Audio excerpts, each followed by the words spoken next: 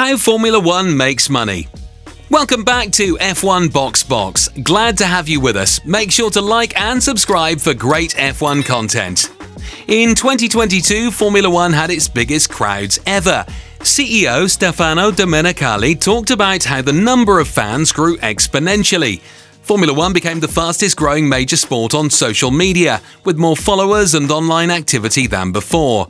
Domenicali also pointed out how important Formula One has become globally, especially with its efforts towards sustainability. This attention has caught the eye of big car companies like Audi and Cadillac, who are joining the sport by 2026. Domenicali is sure that these brands will add great value to F1, making it even stronger in the world of sports and entertainment. When we talk about how Formula One makes money, it's clear that it operates differently than many other sports. While football and basketball often rely on ticket sales and merchandise for income, F1 teams have their own unique financial pathways. Their earnings can be surprising and come from various sources that keep the wheels turning on the track. But how do F1 teams actually make money? And how does Formula One itself bring in revenue? Let's explore the financial side of the sport. Pay drivers and their role in F1 finances. Before we discuss how Formula One makes money, let's talk about pay drivers and what they do. A pay driver is a racer who gets a place on a team by bringing in money from sponsors rather than being paid just for their driving ability.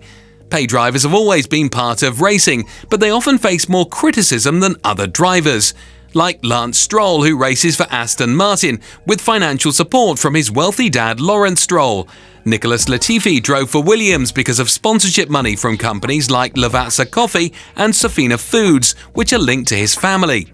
Lando Norris also got help from his dad to secure a spot at McLaren.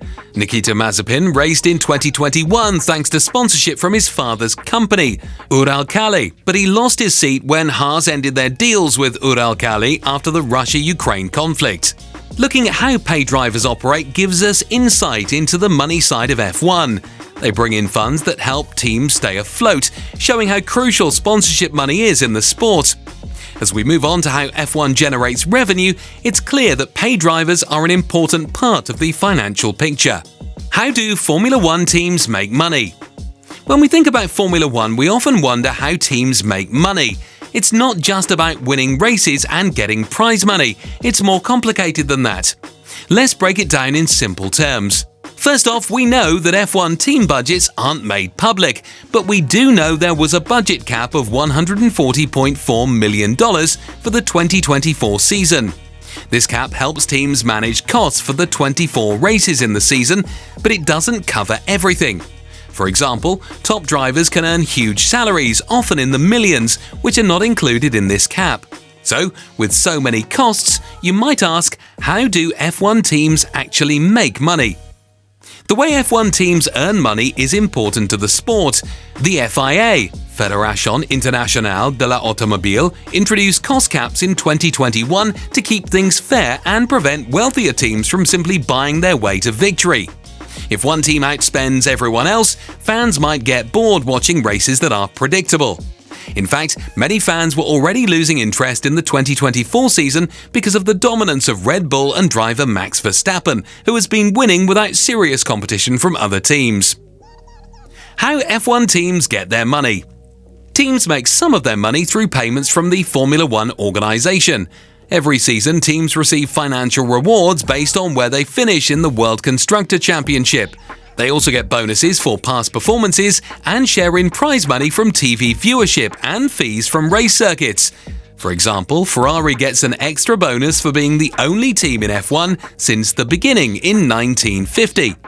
Race organisers pay big fees to host F1 races in their cities, which helps explain why there are 24 races scheduled for 2025.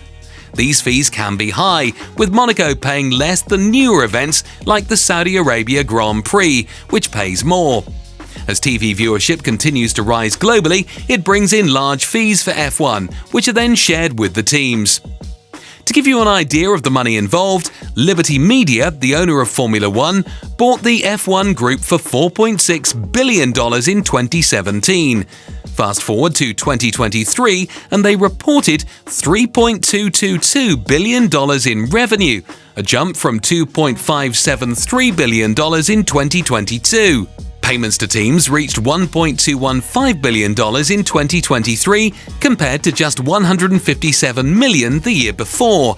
After covering all their costs, Liberty Media made a profit of $392 million from F1 in 2023. Sponsorships. Sponsorships are the biggest source of income for F1 teams. Big names like Ferrari and Mercedes-Benz sponsor factory teams, but all teams have various sponsors. The amount companies pay for sponsorship can vary widely. Some might pay around $500,000 for a non-visible logo, while others might pay $3 million to $5 million for logos on cars and driver suits. Major naming rights can also go as high as $60 million a year. Another type of sponsorship is paid drivers. These drivers bring money from sponsors to secure their place on a team.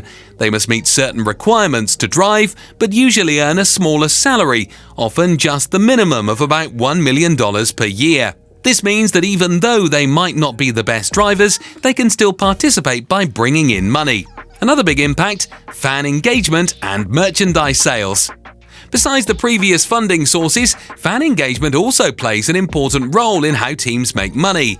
As interest in F1 grows, especially in markets like the United States, teams can benefit from increased merchandise sales. Fans love to buy team apparel, models of cars, and other branded items, which can be added to the team's revenue. Now you know how F1 teams make money, through a mix of prize money, sponsorships, payments from the F1 organization, and merchandise sales. Understanding these funding sources helps us see how the sport operates financially and why it's so important for teams to secure sponsorships to stay competitive. The combination of smart financial strategies and the excitement of the sport keeps Formula One going and entertaining for fans worldwide.